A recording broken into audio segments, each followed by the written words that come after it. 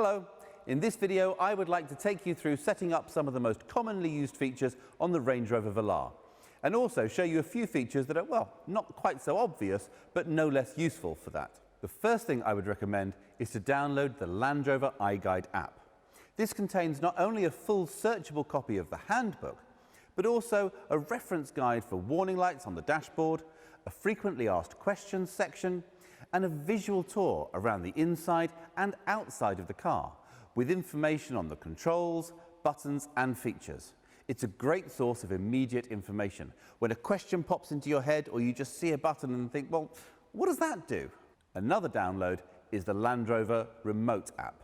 Now, your car comes with a SIM pre-installed by the retailer, who should have spoken to you about the setup of your account, and that enables many of the intelligent features on the car. And don't forget, every new Land Rover comes with the offer of a free off-road experience, driving one of our cars with a qualified instructor. There is no better way to learn the full capabilities of your new car, and it's great fun too. Okay, let's start then with the smart key. Now, lock and unlock seem pretty obvious, with the deployable door handles responding to each one. Pressing the lock button just once will lock the car. Pressing twice will double lock. Now, this means the car cannot be unlocked from the inside, so even if someone smashes a window, they still can't open the doors. Next, there's a button to unlock just the boot.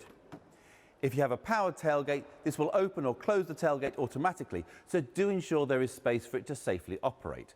There are sensors that will stop it if obstructed, but you'll notice I use my arm rather than my head to demonstrate that. Powered tailgates can also be operated by the button above the number plate on the outside, a button by the driver's knee inside, and a button on the back of the tailgate itself. If you wish to adjust the height the tailgate opens to, if for example you have a garage with a low ceiling, reposition the tailgate to the desired height, hold the button on the tailgate until you hear a beep, and this will store the height to memory. If you have the hands-free gesture tailgate, so long as the smart key is in your pocket, sweeping your foot under the rear corner of the car will trigger the tailgate to open or close. Next, there's a handy button to trigger the lights. So if you're approaching the car in the dark or simply trying to find it in a dark car park, well, this will switch the lights on. By default, they'll stay on for 30 seconds. This can be extended up to 4 minutes if you want, using the instrument panel in the car. More on that later. Unlocking the car will also trigger the headlights, and they'll remain on for a short period after locking to provide light to see you to your door. The final button is a panic alarm. Press for 3 seconds or press 3 times in 3 seconds, and the horn will sound and the hazard lights will flash.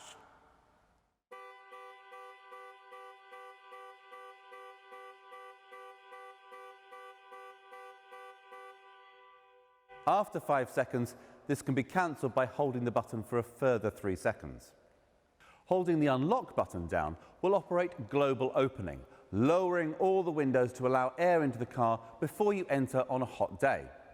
Now, similarly, if you get out and then realise you've left a window open, hold the lock button to activate global closing to raise all the windows and secure the car. These operations can be enabled or disabled using the instrument panel options. If your car is fitted with keyless entry, you don't even need to remove the key from your bag or pocket. So long as it's within a foot or so of the car, you can just press the button on the door handle and the doors will unlock. When you leave the car, press the button to secure the vehicle. Getting into the car then, the first thing you need to do is find a comfortable position. Seat controls can be found on the outside of the seat. Steering wheel adjustment is either electric, using the joystick on the right-hand side of the steering column, or manual. Just turn the dial on the right-hand side of the steering column and then adjust reach and rake to suit and tighten it back up, turning clockwise. Mirrors are adjusted using the controls mounted on the driver's door. Select which mirror to adjust using the buttons and then use the joystick to adjust the angles. Incidentally, if you have power folding mirrors, pushing both buttons together will fold them in. Useful if squeezing through a tight gap. Once everything is adjusted to your satisfaction, if you have memory settings, you can save these positions. Just press M and then within 5 seconds press one of the numbered memory settings. You'll hear a chime to confirm that it's saved. You can switch between stored settings just by pressing these numbered buttons. Great if you share the car with another driver. Controls for the electric windows are located on the driver's door. Locking the operation of windows from the rear seats will also engage the child locks on the rear doors. Most people will want to leave their windscreen wipers set to auto. Move the stalk to its lowest position and then come up one notch. Sensitivity can be adjusted using the rotating collar. Pull forward for screen wash. The outer collar operates the rear wiper and the buttons on the end controls the rear screen wash. Similarly, the headlights are best set to auto by rotating the outer collar. Pulling the stalk towards you will flash the main beam. When driving at night, pushing the stalk away from you will toggle the main beam on and off. This mode operates above 30 miles an hour and requires the lighting control to be set to auto. There's an array of controls on the steering wheel. On the right-hand side are the controls for cruise control. Press Set when travelling at your preferred speed and the car will automatically maintain that speed until you touch the brakes or press Cancel. Pressing the accelerator will cause the car to speed up, but when you release, it will return to the set speed. Pressing plus or minus will increase or reduce the set speed. If cruise control has been cancelled, pressing resume will return the car to the last set speed. If your car has adaptive cruise control, a radar monitors the speed of the car in front of you. If they're travelling slower, the car will automatically match their speed. The buttons on the left and right will increase and decrease the distance between you and the car in front. Whilst you need to be travelling over 20 miles an hour to activate cruise control, adaptive cruise will match the speed of the car in front all the way down to 0. If the traffic restarts within 3 seconds, your car will pull away with the traffic. Any longer than that, and you'll need to give the car permission to go with just a gentle press on the accelerator. This function means that adaptive cruise control can be used in tiring stop-start traffic situations. On the left side, the circular dial controls volume and buttons to skip tracks or change radio stations. The menu button triggers instrument panel menus, allowing configuration of safety systems, heads-up display and driver convenience features, whilst the outside of the dial controls navigation through these menus. Explore these options to set the car up to your preferences. The phone icon will answer a call or start the process to dial a contact on a connected phone. Pressing this whilst in the middle of a call will end the call. A quick press on the voice control button will allow you to use voice commands. Wait for the chime and then just say, "Call home." A full list of available commands can be accessed on the main infotainment screen. Starting the car is as simple as putting your foot on the brake pedal and pushing the start button. So long as the smart key is in the car somewhere, the engine will start. When you switch the car on, the 10-inch infotainment screen will display 3 main options: navigation, media and telephone. If you haven't already paired a phone, it will prompt you to do so. Tap on the phone tab, then open Bluetooth devices on your phone and select Range Rover Velar. Accept pairing on both your phone and the screen, and from now on it should automatically pair each time you get in the car, allowing hands-free calls, voice dialing and music streaming over Bluetooth. Text messages can be displayed on the main screen and a soft key allows for them to be read aloud. On Apple phones, it's necessary to enable this feature by selecting Settings and Bluetooth, then selecting the connection to the vehicle and enabling Show Notifications. If you prefer, connecting your phone with a cable will allow Apple CarPlay or Android Auto to mirror your phone screen on the car's infotainment system. A long press of the voice command button on the steering wheel will then connect you to your phone's voice assistant. Going back to the home page, tapping on the Media tab will take us to the DAB radio. Tapping Source will reveal the phone that you've just paired as a possible audio source. Radio stations can be easily selected from the menu, or you can simply use voice commands from the steering wheel. Tune radio to BBC Radio 2. The third option from the home screen is the Navigation Pro system, standard from S level upwards. To input a new destination, tap the magnifying glass and then type any postcode, address or point of interest into the search box at the top of the screen. You can also search for businesses and transport links, hotels and restaurants. Where possible, the system will show TripAdvisor reviews. Destinations can be easily set by voice. Navigation, take me to 33 Baker Street, London. As well as appearing on the main 10-inch screen, navigation instructions will also be shown on the cluster display in front of the driver. If the car is fitted with the interactive driver display, the screen can be reconfigured for a 1 or 2 dial display by pressing Menu and selecting Display options. You can even bring the map across the whole screen, retaining a digital readout of your speed. Range Rover Velars specified with navigation are supplied with a 4G data connection to allow over-the-air updates of the infotainment systems and maps, and provide live traffic, flight information and internet search. When the system has an update available, it will alert the driver on the main menu screen and ask for permission to update when you switch off the engine. Only agree at a convenient time, as the car must then remain switched off and locked for up to 30 minutes whilst the update is applied.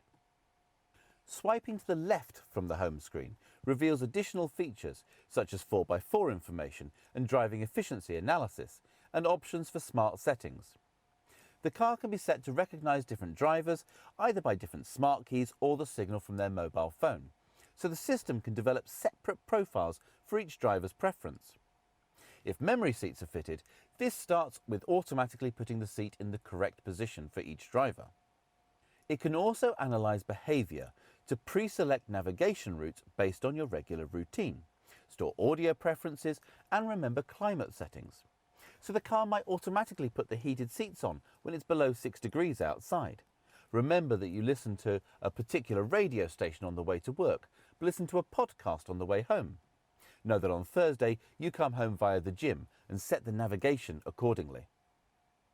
It will also remember that you like a 1-dial display, but your partner prefers 2 dials with the map shown between them.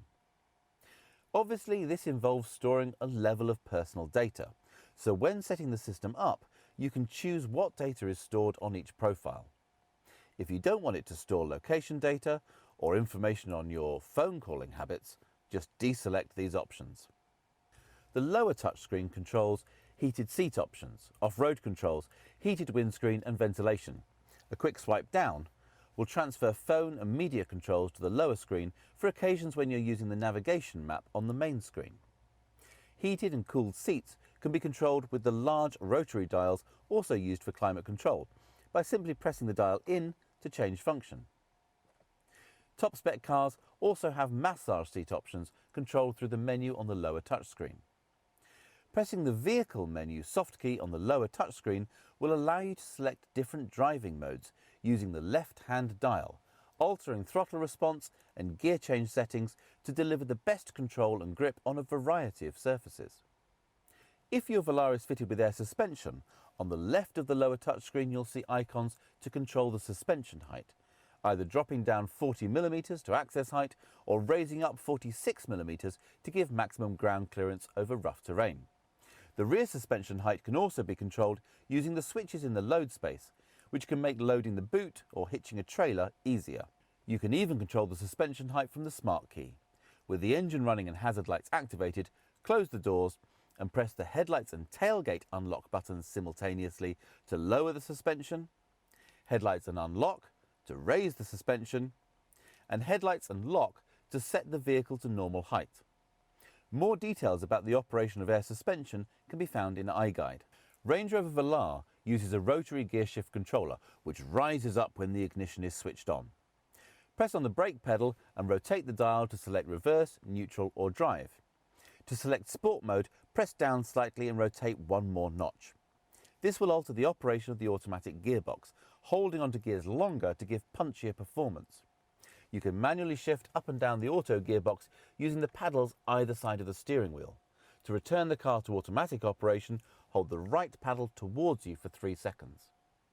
When you come to a stop, you can rotate the dial back to park, or switching off the ignition will automatically return it to park before it descends back into the console.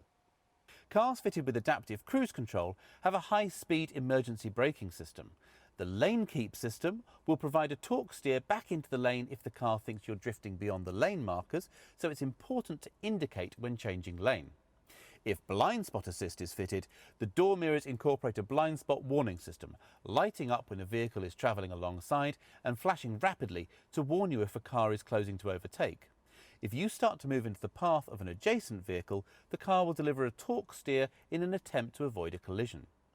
The remote app provides monitoring of many systems. When you first run the app, there is a quick start guide to aid setup, and then it provides control over remote locking and unlocking of the car, tells you how much fuel is in the tank, reports the last parked location of the car so you can always find your way back to it, and it can export a full journey log in the form of an Excel spreadsheet. So if you have to keep a note of business mileage, that's easy to keep track of. It also provides remote activation of the climate system, cooling the interior in summer before you get in, or warming and de-icing the car in winter whilst keeping the car fully secure. Now, this video has really only touched on the essentials. Please make use of the iGuide app or videos on our YouTube channel to find out more, or contact your retailer with any questions. Thank you for your time, and do enjoy your time with the Range Rover Velar.